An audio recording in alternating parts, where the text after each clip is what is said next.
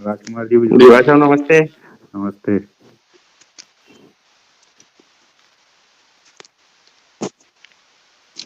सभी का गुरुकुल परिवार की आज इस वर्चुअल वीसी में स्वागत है। एक आंदोलन माँ के नाम इस कार्यक्रम को संबोधित करेंगे गुरुकुल परिवार के हमारे डॉक्टर अखिलेश खंडेलवाल जी भाई साहब। आग्रह है कि हम सभी को संबोधित करें।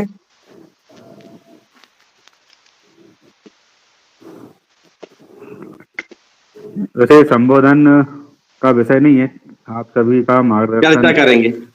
इसमें अपेक्षित है और क्या विषय इसमें हम रख सकते हैं। अभी तक जो चल रहा है उसके भी हम बहुत साथ जुड़े हुए हैं, कई आंदोलनों में, कई कार्यक्रमों में, कई ऐसे जो सामाजिक संगठन काम करते हैं, उन सबसे हम किसी न किसी रूप में नर्मदा सेवा के लिए जुड़े हुए हैं।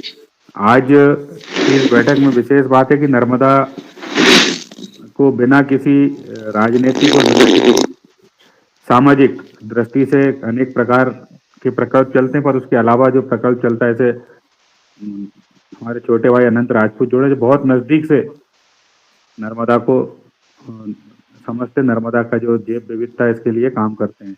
तो ऐसे लोग हैं, वंदना दीदी हैं, निर्देश त्रिपाठी जी है, डॉक्टर उमेश सेठा जी है, और फिर हम सबके जो मार्गदर्शक हैं आदरणीय परेश पाठक जी, उनका भी विस्तृत मार्गदर्शन हमको मिलेगा। कुल मिला के अनेक तरह के आंदोलन हम सभी ने देखे, कई प्रकार की यात्राएं हमने निकलते देखी, कई प्रकार के प्रकल्प नर्मदा के आसपास के क्षेत्र में चल रहे हैं। कई धार्मिक दृष्टि से चलते हैं, कई पर्यावरण की दृष्टि से चलते हैं, और कई सामाजिक दृष्टि से चल रहे हैं। अनेक प्रकार के अन्य क्षेत्र हमारे यहाँ पर होते हैं। पर्यावरण के लिए लोग हम वृक्षारोपण और ऐसे तमाम तरह के नर्मदा जी में मछली छोड़ना, मछली का आखेट बड़ी संख्या में ना हो, इस तरह के सारे जो प्रकल्प हम सब कर सकते हैं वो कर रहे हैं। पर कहीं ना कहीं अभी तक जितना नर्मदा के आसपास काम करने को पाया, तो ये इसमें समझ में आया कि एक संगठित प्रयास की बड़ी आवश्यकता है, जिसके माध्यम से किस प्रकार से हम अपने परिवार को ठीक रखने के लिए, अपने आने वाली पीढ़ी को ठीक रखने के लिए निजी तौर पर काम करते हैं, उसी प्रकार निजी तौर पर हमारी जो आकांक्षा है, हमारी जो उत्तरदायित्व है, उसको निजी तौर पर नर्मदा के प्रति करते हुए आगे काम करने की आवश्यकता है। इसके लिए समाज के विभिन्न प्रकार के लोग जो अलग अलग तरह से माँ नर्मदा के स्वच्छता के लिए, माँ नर्मदा की जलधारा ठीक हो उसके लिए, उसके आसपास की जैव विविधता ठीक हो, उस सब के लिए सतत काम कर रहे हैं। ऐसे सारे लोगों से हम किसी न किसी प्रकार से संपर्कित हैं, और छोटे छोटे स्तर पर सभी लोग अपने स्थान पर, अपने क्षेत्र में, अपने आसपास काम कर ही रहे हैं। पर लगता यह है कि एक विस्तृत कार्यक्रम की इसमें की आवश्यकता है, और एक लंबे समय दीर्घकालिक कार्यक्रम बनाकर आने वाले समय में हम किस प्रकार नर्मदा की जो पुराना वैभव है वो नर्मदा का लौटे, नर्मदा के आसपास रहने वाले लोग अपना ये उत्तरदायित्व समझे कि नर्मदा जिस प्रकार हमारे जीवन को बढ़ाने का काम कर रही है, हमारे जीवन को पालने का काम कर रही है, उसी शिद्दत से हम भी नर्मदा को ठीक रखने का काम करें, नर्मदा को स्वस्थ रखने का काम करें, नर्मदा को स्वच्छ रखने का काम करें। और जहाँ तक मेरा अनुभव है कि नर्मदा में अगर मानवीय दृष्टि से कोई छेड़छाड़ ना की जाए, तो नर्मदा अपने आप को स्वस्थ रखने में सक्षम है। बस प्रयास ये हमारा रहना चाहिए कि हम उसका जो पर्यावरणिक तंत्र है, उसके आसपास की जो जैव विविधता है, उसको ठीक करने में अपना कैसा योगदान दे सकते हैं। इसके लिए आप सभी लोगों के सुझाव इसमें आमंत्रित है।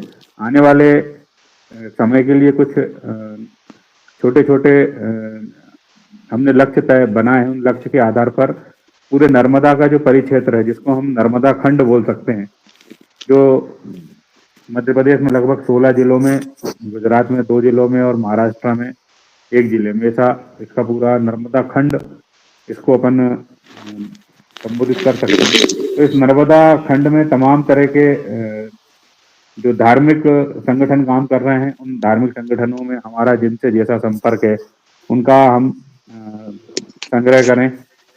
अनेक प्रकार के जो कथावाचक होते हैं, शिव पुराण के माध्यम से, भागवत के माध्यम से, या अन्य प्रकार के कर्मकांड करने वाले जो पंडित पुजारी होते हैं, ऐसे सारे लोग, उनका संकलन हमारे पास हो।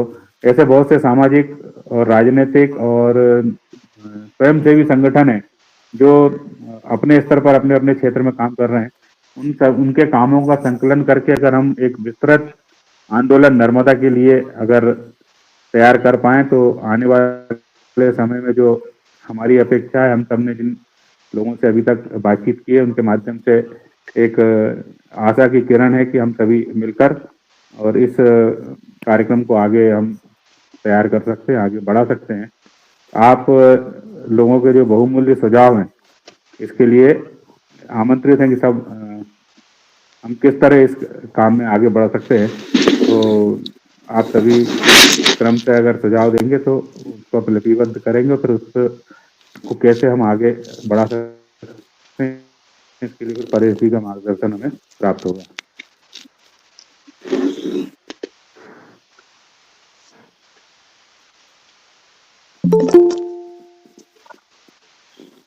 धन्यवाद अखिलेश भैया।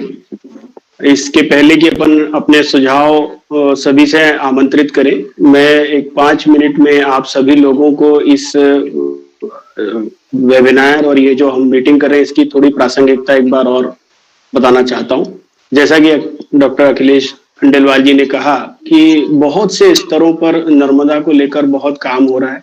लगभग नर्मदा अंचल में रहने वाले हर व्यक्ति के लिए मां नर्मदा एक स्थान रखती है और हम सभी लोगों को कहीं ना कहीं यह भी दिख रहा है कि कुछ ना कुछ कमी है और कुछ ना कुछ है जिसको बेहतर किया जाना आवश्यक है। अब इस बात की, इस कमी के लिए भी बहुत से लोग अपने स्तर पर प्रयास कर रहे हैं। सबसे पहला जो हमारा उद्देश्य है वो यह है कि इन प्रयासों को एक प्लेटफॉर्म देना, उनको एक जगह संकलित करना। कब, किस तारीख को, किस एक व्यक्ति ने एक प्रयास किया था वह व्यर्थ ना जाए, उसको एक जगह हम संकलित करके रख सके, ये पहला प्रयास है।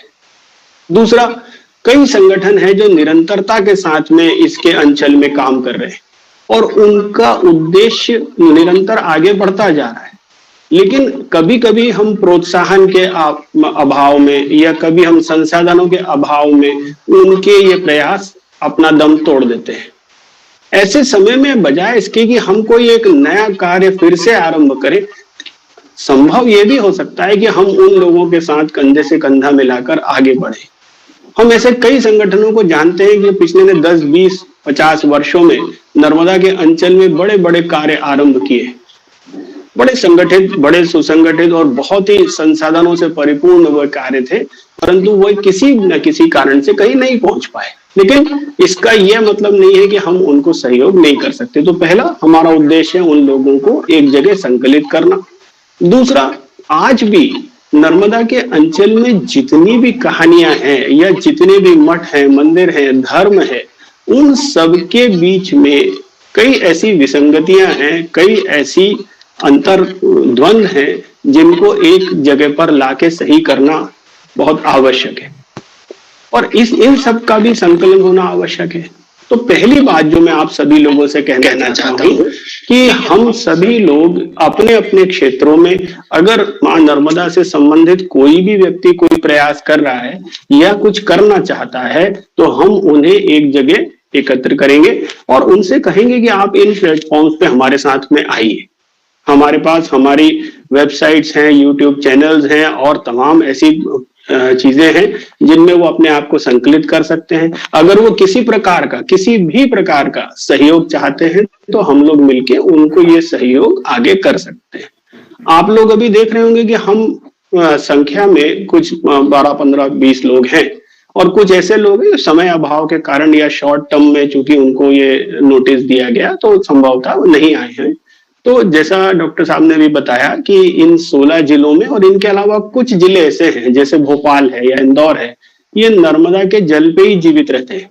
तो हमें ऐसा लगता है इनका सीधा सीधा दायित्व है मां नर्मदा के प्रति अपना संकल्प दोहराएं। तो हमने ऐसे करीब 20 जिलों को भी चिन्हित किया है। हर जिले से हमने 1 या 2 लोगों को, ऐसे लोगों को एकत्र करने का प्रयास किया है जिनके माध्यम से हम इन कार्यक्रमों को आगे लेके जाना चाहते हैं। अगले 1 महीने में, अगले 6 महीने में या पूर्णतः क्या उद्देश्य हमें प्राप्त करना है, ये डॉक्टर राजकुमार मालवी डिटेल में भी आपको बताएंगे। पर हमारा उद्देश्य यही है कि अगर कोई स्वयं सेवक बनकर या सेवक बनकर 1 मिनट, 10 मिनट, 15 मिनट, हफ्ते में 1 घंटे या महीने में कुछ घंटे या कोई 1 दिन कुछ भी करना चाहता है, तो हम उनको वो प्लेटफॉर्म देंगे और उनके प्रयासों को एक जगह संकलित करेंगे। जहां तक बात कथावाचकों और संतों और मठों की है, तो उसके लिए भी हमने यह इसलिए प्रयास किया कि ये वे जगह हैं जहां पर हम धर्म को और अनुशासन को, दोनों को बहुत बेहतर ढंग से लोगों के सामने ले जा सकते हैं। बेहतर है कि हम जो कहना चाहते हैं, हमारा दृष्टिकोण जो है वो बजाय इसके कि हम पेम्फलेट के माध्यम से या अपनी शॉर्ट फिल्म्स और डॉक्यूमेंट्रीज के माध्यम से कहें, हम इन लोगों के माध्यम से जाएं। हमने अपन सभी ने ये देखा है कि इन कथावाचकों के पास और संतों के पास बहुत से लोग आते हैं और ये सुनने समझने के लिए ही आते हैं कि हम धर्म को किस प्रकार धारण करें।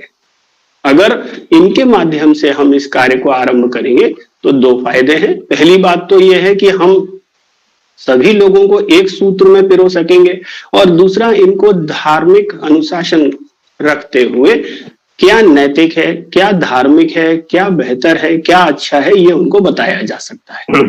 तो आप लोगों से डॉक्टर राजकुमार मालवी अब कुछ विषयों को लेकर बात करेंगे कि हमने किस तरह से छोटे छोटे कुछ क्रम तय किए हैं। उन क्रम को आप सुन लें और उसके बाद में आप अपने अपने विचार दें। हम उसको नोट कर रहे हैं। ये प्रोग्राम पूरी तरह से रिकॉर्ड किया जा रहा है, तो इसमें हर व्यक्ति के सुझाव को अमल में भी लाया जाएगा और उनको इसका रिप्लाई भी दिया जाएगा। डॉक्टर राजकुमार मालवी आए और अपने बात आगे रखें। बहुत ही अच्छे विचार आदरणीय परेश पाठक जी ने हम सभी से साझा किए हैं। इस कार्यक्रम को लेकर आगे जो हमने कार्य योजना बनाई है, किस प्रकार हम लोग इसमें आगे बढ़कर हम सभी मिलकर काम करेंगे, उसके कुछ बिंदु हैं। उन बिंदुओं पे मैं आपसे चर्चा करूंगा। हम सभी को प्रत्येक जिले में कुछ लोगों का चयन करना है और उनके माध्यम से इस आंदोलन को हम आगे बढ़ाएंगे। हमें 2 तो मीडिया प्रभारी की नियुक्ति करना है, जो हमारे जो भी गतिविधियां रहेंगी, जो कार्यक्रम रहेंगे, उनको print media, electronic media, audio visual media के माध्यम से उनका प्रचार प्रसार करें। ऐसा एक मीडिया प्रभारी हम लोग को नियुक्त करना है।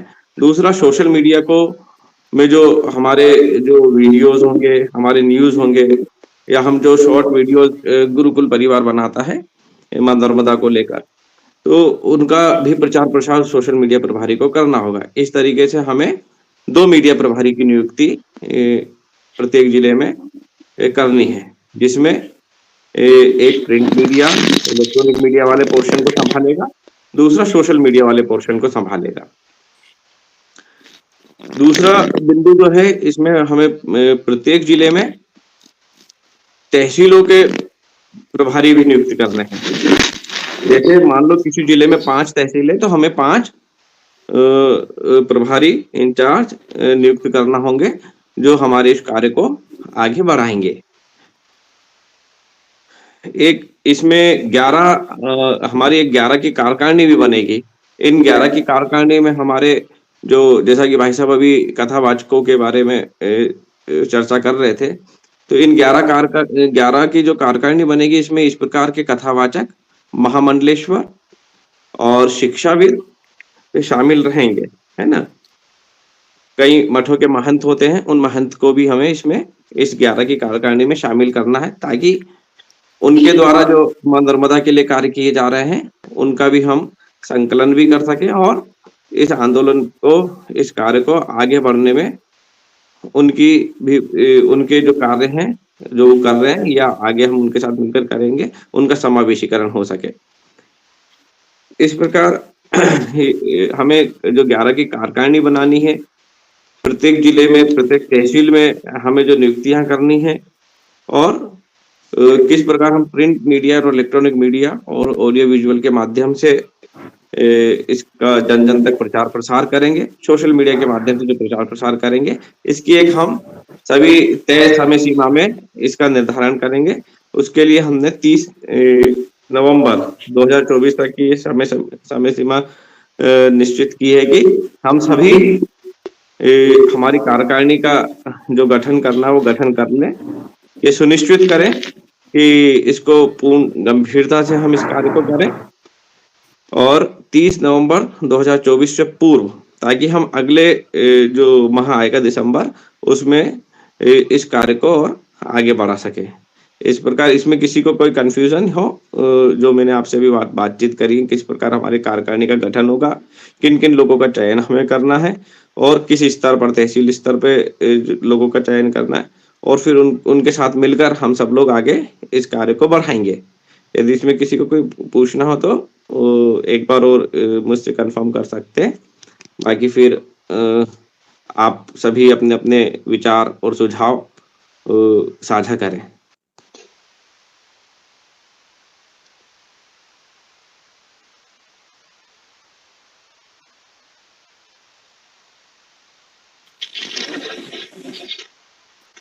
आदरणीय निर्देश जी, आपसे भी रिक्वेस्ट है कि इस विषय पे थोड़ा अपने विचार रखें।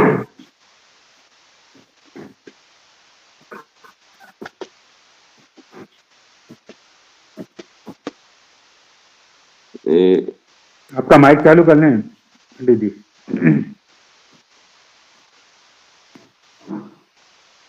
भाई आवाज, हेलो। हाँ जी, आ रही, बोलिए। नहीं, फिर बंद हो गया आपका माइक। फिर बंद हो गया माइक। अब देखिए। हाँ, हो गया। नॉर्मल ठीक है, नॉर्मल है जी। सभी को सादर नर्मदे।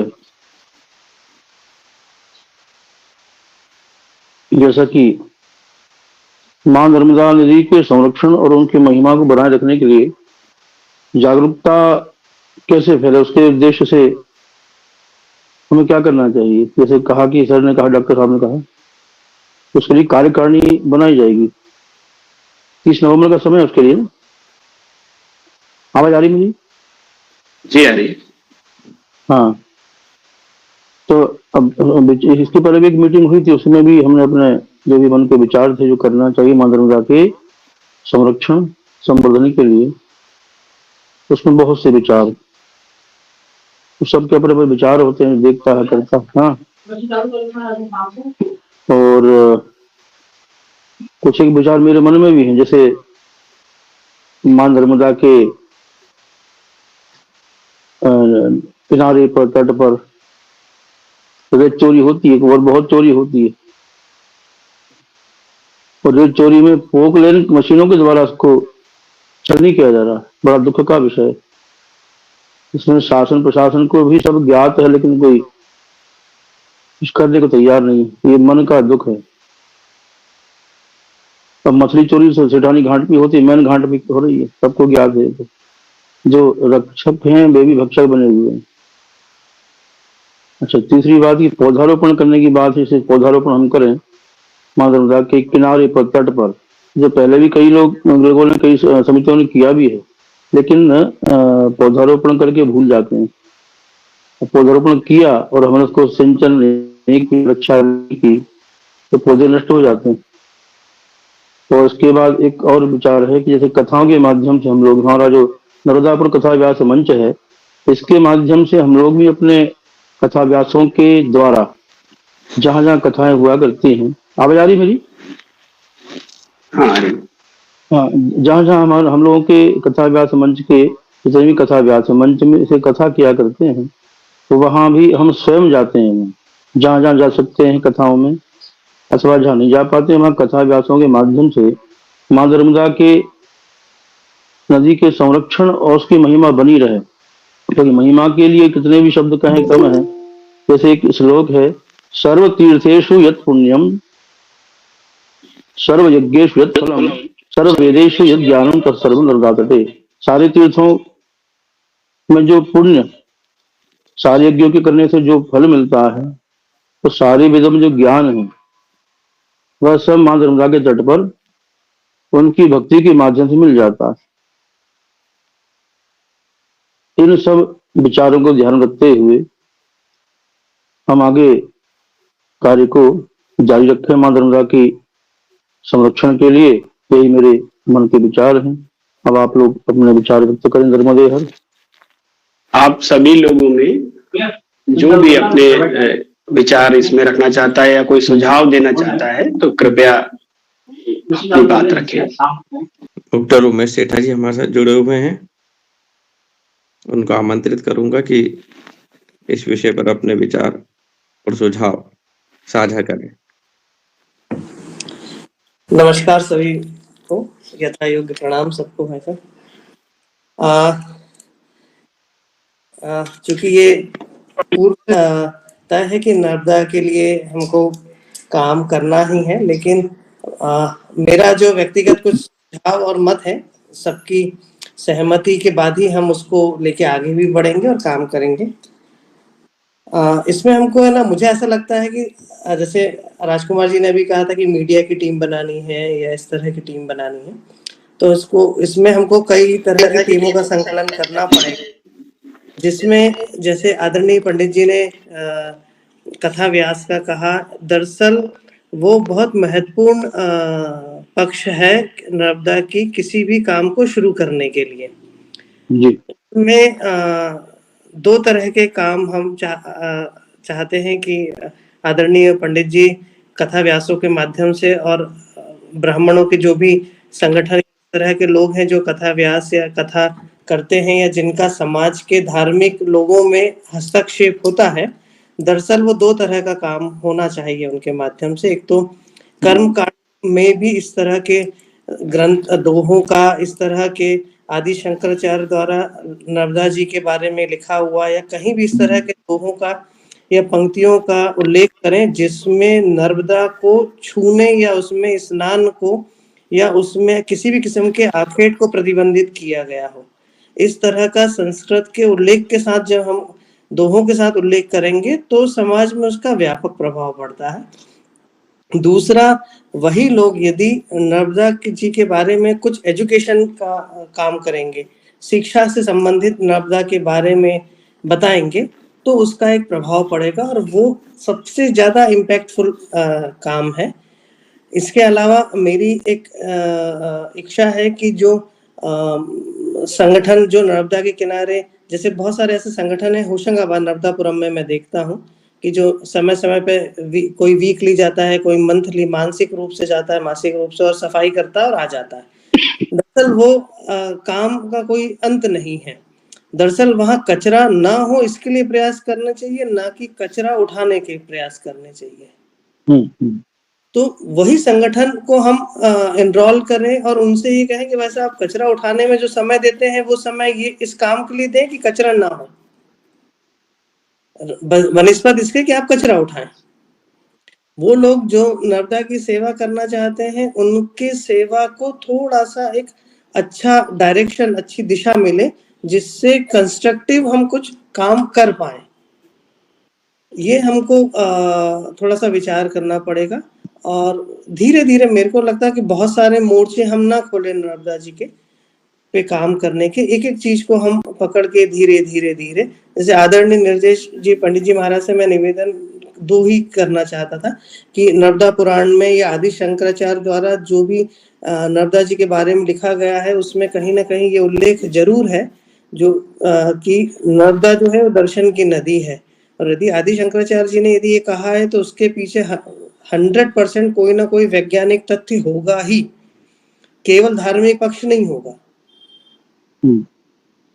तो वो कहाँ लिखा है, कैसे लिखा है, किस तरीके से हम उसको पब्लिक डोमेन में लेके आए और उसको हम एम्फेसाइज करें, उसको इतना बड़ा बना के बताना है जिसके कारण जो भी नर्मदा में स्नान को प्रमोट करने, दरअसल स्नान को रोकना ये उद्देश्य नहीं है, क्योंकि स्नान के साथ कपड़े धोना, स्नान के साथ आखेट करना, मत्स्याखेट हो गया, स्नान के साथ खेल हो गए, स्नान के साथ गंदगी हो गई, स्नान के साथ रेत निकालना हो गया, ये सब उसी के साथ जुड़े हुए हैं। तो उसको जब तक हम ये बताएंगे नहीं कि इसको छूना ही पाप है, तब तक उसके संबंधित वो रुकेगा नहीं। रेत किनारे से उठाना कभी भी पाप नहीं है, रेत किनारे से उठनी चाहिए, क्योंकि उसके कारण नर्मदा की दिशा जो है वो कभी भी डाइवर्ट नहीं होती, एबनॉर्मल नहीं होती और जनहानि नहीं होती, वो ठीक है। लेकिन नर्मदा के तल से रेत निकालना ये अपराध है। अब ये अपराध को हम कैसे अपराध घोषित करेंगे? अपराध ऐसे घोषित करेंगे कि हम ये कहेंगे कि नर्मदा को छूना पाप है। अब छूना पाप है, कोई कैसे विश्वास करेगा? वो विश्वास ऐसे करेगा कि हम ग्रंथों के लिखे हुए हमारे पूर्व संतों के बड़े दोहे, उनकी चौपाइयाँ, उनका किसी किस्म का कोई वक्तव्य या उनका स्टेटमेंट जब हम पब्लिक डोमेन में करेंगे, व्यापक रूप से उसको फैलाएंगे, तब जाके धीरे धीरे एक एक चीज, फिर यही चीज हमको स्कूलों में जाके कहना है कि हर स्कूल में हम गए, जैसे बहुत सारे आप जैसे सब इतने ज्ञानी लोग हैं कि जिससे संबंधित किसी का आपका कोई नियरेस्ट स्कूल है जो आपसे परिचित है, जहां आपकी बात सुनी जाती है, सुनते हैं, वहां उनसे आप बोले कि प्रार्थना के समय का 5 मिनट मुझे चाहिए। उस प्रार्थना के 5 मिनट में बच्चों को आप केवल ये कहें कि बेटा नर्मदा कौन है, उसका वैज्ञानिक पक्ष भी रखें, धार्मिक पक्ष भी रखें और आध्यात्मिक पक्ष भी रखें। क्या होता है कि केवल हम धार्मिक पक्ष या आध्यात्मिक पक्ष बताएंगे तो बच्चे आजकल के वैज्ञानिक पक्ष सुनना चाहते हैं, हमको बात करनी पड़ेगी उनसे। छोटे छोटे 5वीं तक के बच्चों को हमको क्या कहना है, जैसे आदरणीय परेश जी भाई साहब से, राजकुमार जी भाई साहब से और अनिल जी भाई साहब, क्योंकि आप एडमिनिस्ट्रेटिव चीजें देख रहे हैं, अखिलेश जी भाई साहब देख रहे हैं, तो आपसे मैं चाहूंगा 5वीं तक के बच्चों को हमको किस तरह के इन 3 चीजों को प्रस्तुत करना है, 8वीं तक के बच्चों को किस तरह के वैज्ञानिक, धार्मिक और आध्यात्मिक पक्ष सुनाने हैं, 12वीं तक के बच्चों को क्या सुनाना है, कॉलेज के बच्चों को क्या सुनाना है। इस तरह के हमारे पास मटेरियल आ जाए, एक यूनिफॉर्म स्टैंडर्ड हो, और सब दूर हम उनको, हमारे लोग जाके जब भी समय मिले, जिससे जो कोई प्रेरित स्कूल या संस्थान हो, वहां जाके हम ये अपनी बात कहें। और केवल यदि इस पे काम करेंगे तो ही मेरे ख्याल से, मुझे ऐसा लगता है कि कुछ ना कुछ हमारा उसमें पकड़ आएगी, है ना? धन्यवाद।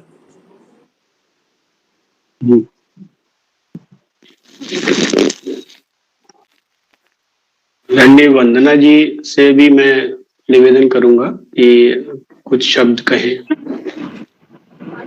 जी भैया, मैं सभी को सादर प्रणाम करती हूँ। दरअसल एक कार्यक्रम है, वो आज हमारे यहाँ चल समारोह है, तो मैं थोड़ा सा रास्ते में थी। मैं आज आप लोगों को सुनूंगी, अगली बैठक में मैं अपने विचार अवश्य व्यक्त करूंगी। आप लोग सब बहुत अच्छे विचार रख रहे हैं, मैं सुन रही हूँ और सहमत भी हूँ। अगली बार मैं अवश्य अपने विचार रखूंगी। हमारे बीच में नर्मदा अंचल से अनिल गौड़ साहब हमारी संस्था से जो जुड़े हुए वे भी हैं और बहुत सा जीवन हमने साथ गुजारा है। अनिल गौड़ साहब से मैं निवेदन करूंगा कि वे इस विषय पे अपने विचार रखें, कुछ सुझाव दें या जो भी उनके मन में है वो बात रखें। जी नमस्कार भाई साहब, सभी को नमस्कार जो भी अभी पैनल में जुड़े हुए हैं। जो कॉन्सेप्ट हम डिस्कस कर रहे थे, हालांकि रिसर्च हमने 2-3 महीनों से ज़्यादा की हुई है, कैचमेंट एरिया पे क्या हो रहा है, क्या पुराणों के हिसाब से और क्या क्या रिसर्च चल रही है। इवन हमने जब हमारी जर्नी तक तब हमने देखा कि अमेरिका के भी कुछ लोग, एक संस्थाएं हैं वो इस पर काम कर रही है, तो हम लोग वहाँ तक भी पहुँचे कि उन्होंने क्या क्या काम किया है, देखते हैं कि उन्होंने कुछ एक्स्ट्रा क्या किया हुआ है। बात आती है जब पोर्टल डिज़ाइन करना, सभी को स्पेस देना, जो इंडिविजुअल लेवल पर फ्रीलांसिंग कर रहे हैं, जो अपने अपने स्तर पर काम कर रहे हैं, उनको गुरुकुल एक पोर्टल देने जा रहा है, एक स्पेस देने जा रहा है ताकि उनकी बात बड़े स्तर पर सुनी जा सके। कई बार लोगों के पास अपना अपना स्पेस होता है, बट उनकी रीच एक सर्टेन लेवल तक बनी होती है। हम क्या करने जा रहे हैं कि उनकी रीच को बढ़ावा देंगे। एक छोटी सी बात को जब बड़े लेवल पर दिखाया जाएगा और पहुंचाया जाएगा तो उसका इम्पैक्ट कुछ अलग होगा। तो इस विचार के साथ हम आगे बढ़े हैं। अभी जैसे अभी अखिलेश जी भाई साहब ने बताया और उमेश जी भाई साहब ने बताया, हम लोग बढ़ रहे हैं, निरंतर बढ़ रहे हैं और रिसर्च करते जाएंगे और इसको कंबाइंड लेवल पर लाके और कैसा रिफाइन कर सकते हैं कि बेस्ट कंटेंट आगे जाए जिसकी वैल्यू हो और चीज़ें वही हों। जैसे अभी छोटी सी बात कही गई थी कि नर्मदा को छूना एक अलग बात है, वहाँ एक उसका अलग इम्पैक्ट पड़ता है, लेकिन वही बात होती है जब छीन करके किसी चीज़ को निकालना और उसको बैड इम्पैक्ट में डालना, उसका एक अलग नज़रिया होता है या उसका अलग रिजल्ट होते हैं। तो छोटी छोटी चीज़ों को ध्यान में रखना कि कहाँ हमसे कोई गलती ना हो जाए, कैसे चीज़ों को बिल्कुल अलाइन लेकर चलें, इस चीज़ पे अभी बहुत ज़्यादा काम करने की ज़रूरत है। लेकिन एक चीज़ अच्छी है परेश जी भाई साहब की, हम यहाँ तक तो आए हैं कि कम से कम हमने एक कॉन्सेप्ट बना लिया है अब उसके लिए उस रोड मैप पर हमको आगे बढ़ना है, एक अलाइनमेंट के साथ आगे बढ़ते रहना है। तो अभी रिसर्च वर्क पे उस मोड पर भी है अभी हम लोग, और धीरे धीरे डे बाय डे जैसे नेक्स्ट वेबिनार हम रखेंगे उस पर जो हमारे अचीवमेंट स्टेप, किस स्टेप पर हम आगे आए हैं वो हम बताने की कोशिश करेंगे। जी धन्यवाद अनिल भैया। आप में से बहुत से ऐसे लोग हैं जो पहली बार हमसे संवाद कर रहे हैं। मैं उन लोगों को ये बताऊं कि गुरुकुल पिछले 24 वर्षों से शिक्षा के क्षेत्र में कार्य करता आया है और अभी स्कूली शिक्षा विभाग और उच्च शिक्षा विभाग के साथ अनुबंधित है मध्य प्रदेश सरकार के साथ। बहुत से ऐसे पाठ्यक्रम है जो हम निरंतर चलाते आए हैं, लेकिन वहां एक समस्या आती थी कि हम प्रत्येक बच्चे से जो भी सवाल करते थे या जो बात करते थे उसका आकलन और मूल्यांकन हमको कागजों पे करना पड़ता था और वो हमको संभाल के रखने में बड़ी समस्या आती थी क्योंकि लाखों बच्चे होते हैं।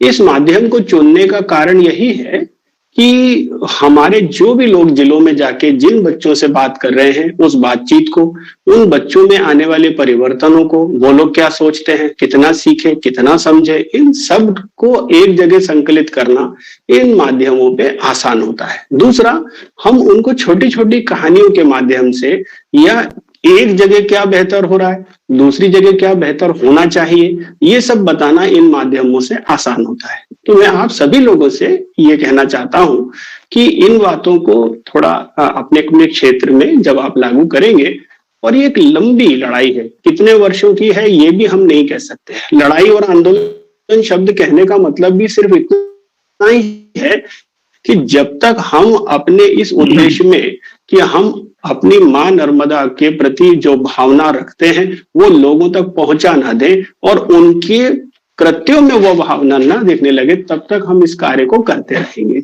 इसलिए यह एक आंदोलन है, इसलिए हम इसको लंबी लड़ाई शब्द का इस्तेमाल करते हैं। तो हमने कुछ परिवर्तन किए हैं, बहुत से ऐसे सुझाव और बहुत सी ऐसी कहानियां हैं जो हमारे चैनल्स पर उपलब्ध हैं और आप सभी लोग धीरे धीरे उससे जब जुड़ेंगे तो हम इसको और विस्तार देंगे। पर इसके पहले मैं डिंडोरी से हमारे साथ कई वर्षों से जुड़े हैं संजय साहू, उन्होंने हैंड भी रेज किया है। संजय साहू जी से निवेदन करूंगा वो अपनी बात रखना चाहें तो आए, अपने सुझाव दें, अपनी बात रखें। संजय साहू जी, आवाज आ रही है आपको? जी गुरु जी, सभी को सादर प्रणाम। मेरा एक क्वेश्चन था, जैसे कि आप लोगों ने कहा है कि नर्मदा नदी को छूना पाप है, तो गुरुजी मतलब मेरा क्वेश्चन ये था कि अगर हम नर्मदा जी को नहीं छूते हैं तो मेरे आसपास बसे बहुत सारे गांव हैं जिसको मैं देखता हूँ, मेरे 3 किलोमीटर घर से 3 किलोमीटर ही दूर है नर्मदा जी, तो जिनका जीवन यापन ही नर्मदा जी चल रहा है, जैसे कुछ मछली पालने वाले हैं, तो फिर अगर उनको अगर नर्मदा जल ही छूना पाप है तो फिर उनका क्या क्या होगा फिर? और साथ में यह भी जी आप पहले दूसरा प्रश्न भी कर लें। और यह भी देखता हूं मैं कि जैसे घर में हवन होते हैं हमारे घरों पे, तो उसको विसर्जित करने के लिए हम सबसे अगर पवित्र माना जाता है तो नर्मदा नदी में जाके विसर्जित कर देते हैं। ये नर्मदा नदी को हम लोग मोक्षदायिनी मानते हैं। ये है मेरा वो। अब ये दो अलग अलग चीजें हैं। बहुत अच्छी बात है आपने जो प्रश्न रखा। देखिए, जो मेरी समझ है पहले मैं उस विषय पे बात करता हूँ, बाकी हमारे साथ में निर्देश जी हैं और वैसे कई लोग हैं जो आपको इस बात पे जवाब देंगे। आपको किसी को भी अपन नर्मदा को छूने में या नर्मदा के स्नान में तक अपन मना नहीं करते। मना सिर्फ इस बात के लिए किया जाता है कि आप वहां पर जब स्नान करने जाते हैं या जो लोग भी ये जाते हैं वहां उसमें साबुन लगाना, शैम्पू लगाना और अपने साथ लाए हुए जो गंदे कपड़े या गंदी चीजें वो उसमें छोड़ देना, ये सब चीजें नर्मदा को में मां नर्मदा में ना हो। दूसरी जो भावना उमेश जी भाई साहब की थी, वो कह रहे थे, जिसको बहुत से लोग मानते हैं, हम भी मानते हैं कि मां नर्मदा की जब आप कहानी पढ़ेंगे तो वो एक कुंवारी कन्या मानी गई है शिव जी की, और इसलिए उनके आंचल में को जाके प्रणाम करना, छूना, आचमन करना यहाँ तक ठीक है ना। उसमें कपड़े उतार के उतर जाना, है ना, और उसमें पैर डालना और या इस तरह के आखेट करना यह उचित नहीं। अच्छा, आखेट में अब आपने बताया कि अब वो केवट लोग हैं या मल्लाह लोग हैं या मछुआरे लोग हैं जिनका जीवन यापन पीढ़ियों से मां नर्मदा करती आई, तो ये बात सही है कि हम अपने विचार उन तक रखते हैं कि अगर ये वैसा है और उनका जीवन यापन उस पर होता है तो वो निश्चित तौर पे उसमें उसकी सफाई का भी ध्यान रखते होंगे। और क्योंकि आप समझिए, आप अगर डिंडोरी में बैठे हैं, वहां पर आप नर्मदा को गंदा करेंगे या आपने हजारों घरों के हवन की सामग्री या जो भी सामग्री वो डाल देंगे, तो आगे अगर वो मंडला जिले में या जबलपुर में या नरसिंहपुर में या होशंगाबाद अपने नर्मदापुरम तक आती है, तो तब तक कितना कचरा हो जाएगा, और जो लोग उसमें आचमन कर रहे हैं उनका क्या होगा। तो क्यों ना हम ये बात तय करें कि भाई अब हवन सामग्री और बाकी चीजें जो हैं वो तो आप कहीं और विसर्जित कर सकते हैं। हमारे भोपाल जैसे और तमाम दूसरे शहरों में छोटे छोटे तालाब ऐसे बनाए जाते हैं जिसमें हम जब गणेश पूजन करते हैं उसकी सामग्री और हर महीने मंदिरों से निकलने वाली सामग्री का विसर्जन करते हैं, और उसकी व्यवस्था नगर निगम करता है। तो ऐसा तो है नहीं कि यहाँ के लोगों को मोक्ष नहीं मिलता होगा भैया। तो अब ये बात शिक्षा की है, और इसमें एकदम से कोई निर्णय अपन नहीं कर रहे हैं। अपन इसमें पहले इसीलिए साधु संतों को या इसीलिए धर्म के जानकारों को एकत्र किया जा रहा है कि किस जगह पर क्या हम बात रखें, कितनी बात लोगों के सामने लेके जाएं और उनसे कहें कि चलिए एक जगह तो अपन कुछ तय करें बात करना। तो आप मेरे ख्याल में बात समझे होंगे कि नर्मदा में स्नान करने के साथ में करने वाली होने वाली गंदगी वो ना हो, और दूसरा अपने पूजा पाठ का वो अवशिष्ट है ना, ऐसे अवशिष्ट को कम से कम आप गंगा में ना बहाएं। ऐसे करते करते हम इसको धीरे धीरे आगे ले जाना चाहते हैं। और किसी को कोई अपनी बात अगर कहनी हो, कोई प्रश्न हो तो एक बार कर लें, फिर हम इसका समापन करते हैं। राम परमार जी जुड़े हुए हैं, अपने सुझाव साझा करना चाहेंगे? माइक्रोफोन ऑन कीजिए। नर्मदा मैया की जय हो। ये सभी का सुझाव जो है वो सब आदरणीय सभी लोगों का बड़ा अच्छा है, और हम लोग इसके लिए तत्पर हैं, है ना। ये एक सेवा का मौका है जिससे हम जुड़ना चाहते हैं, जुड़े रहेंगे, है ना।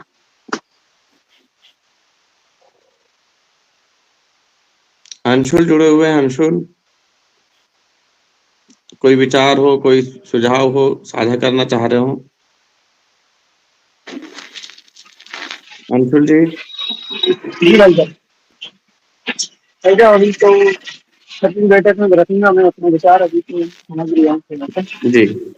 मैं ऋषिराज जी को आमंत्रित करूंगा। ऋषिराज जी सतना में है या रीवा में है? सतना में हूँ भाई साहब। सतना में है, तो आप अपने आप को इससे कटा हुआ महसूस ना करें। ये आंदोलन और ये स्नेह मां नर्मदा का सभी के लिए है, और आपका आना इसी बात का द्योतक है कि आप मां नर्मदा के प्रति क्या भावना रखते हैं, है ना। तो इस विषय पे आप अब भी अपना विचार अवश्य रखें। मां नर्मदा के लिए आप लोग जो कर रहे हैं, जिस प्रकार की सेवा कर रहे हैं, वो बहुत ही अच्छी सेवा है भाई साहब। इस सेवा में हमारे जैसे लोगों को भी आपने आमंत्रित किया, इसे मैं अपना अनार्जित पुण्य मानता हूँ और आपको बहुत बहुत आभारी हूँ। और हमसे जो भी सेवा हो सकेगी वो उसे मैं जरूर पूर्ण करने की कोशिश करूंगा भाई साहब। हेलो, कौन सा नेटवर्क इशू है भाई? हाँ ठीक है राजकुमार भैया, आप समापन की तैयारी करें। एक आंदोलन मां के नाम परिचर्चा में आज सभी ने अपने अपने विचार और सुझाव साझा किए। आगामी जो कार्य योजना आज हमने तैयार की है उस पर निश्चित ही हम सभी मिलकर कार्य करेंगे और इस यात्रा को आगे बढ़ाएंगे। हमारे बीच विभिन्न जिलों से आप लोग जुड़े और अपने अपने विचार और सुझावों को हमारे साथ साझा किया। हम सभी ने जो संकल्प लिया है, इस संकल्प को हम पूर्ण गंभीरता के साथ फलीभूत करेंगे। इसमें एक मेरा कहना ये है कि एक जो फॉर्मेट है, अपने को जो कथावाचक हैं, मठाधीश हैं, महामंडलेश्वर हैं, महंत हैं, या ऐसे जो कर्मकांड करने वाले पंडित हैं, इनके जो अपने को नर्मदा तट वाले जो वो संकलित करना है, उसका कोई एक फॉर्मेट एक्सेल पे अगर बन के मिल जाएगा तो अपन लोगों को भेज सकते हैं, जिससे वो उनके नाम और नंबर वो अपने तक पहुंचा सकते हैं। भाई साहब परेश पाठक जी, आपका माइक्रोफोन ऑन कीजिए। जी अखिलेश भैया, मैं ये कह रहा था कि इस मीटिंग में जो आज जो सुझाव या बातचीत हुई है, इसकी जानकारी, इसके साथ में जो फॉर्मेट्स हैं काम करने की, हर एक महीने का काम उनको अभी दिया जाएगा सभी को, और जो काम हो रहे हैं उसकी एक वीकली रिपोर्ट भी प्रसारित की जाएगी एक ग्रुप बना के। तो हम सब एक दूसरे के साथ में इस प्रकार जुड़ेंगे, और जो फॉर्मेट्स हैं वो फॉर्मेट्स भी एक बार पहली बात तो कंप्लीट हो जाए, किसको रहना है नहीं रहना है, एक बार काम समझने के बाद भी अगर वो गंभीरता बनी रही तो फिर वो फॉर्मेट्स भी साथ ही साथ अपन रिलीज करते जाएंगे। और ये मीटिंग की और ये बातचीत कल तक दे दी जाएगी, और उसके बाद में इस वीक की रिपोर्ट के साथ ही वो फॉर्मेट्स को अपन रिलीज कर देंगे। और ऋषिराज जी, ये सिर्फ नर्मदा का वो नहीं है कार्यक्रम या आंदोलन, ये नर्मदा से शुरू होके हर नदी तक पहुंचने वाला, ऐसी हर नदी जो हमको जीवन देती है, चाहे मंदाकिनी, केन हो, बेतवा हो, वेणगंगा हो, ताप्ती हो, ऐसी तमाम नदियां जो मध्य प्रदेश की जीवनदायिनी कहलाती हैं, कहीं ना कहीं उन सब पर किसी न किसी स्तर पर काम करने की आवश्यकता है। तो उसके लिए जैसा परेश जी ने बताया कि एक विस्तृत कार्यक्रम, वो चाहे स्कूल से, कॉलेज से, समाज में, हर जगह किसी न किसी रूप में उसको संचालित करके एक बड़े आंदोलन के रूप में इसको अपने को पूर्ण करना है, ताकि हर व्यक्ति, हर समाज में रहने वाला बच्चा, बुजुर्ग, जवान, महिला, वो सारे लोग इस आंदोलन से कहीं ना कहीं जुड़ें, क्योंकि ये नदियां हमें जीवन दे रही हैं, तो हमें भी उनको वापस करने का कुछ ना कुछ उत्तरदायित्व बनता है। और वो किस रूप में होता है, वो स्थानीय स्तर पर हम सभी लोग धीरे धीरे अपने इस समूह के माध्यम से चर्चा करेंगे और इसको व्यापक रूप से तैयार करेंगे। नर्मदा सिर्फ शुरुआत है, बाकी पहुंचना अपने को हर उस नदी तक है जो हमें जीवन दे रही है। जी बिल्कुल।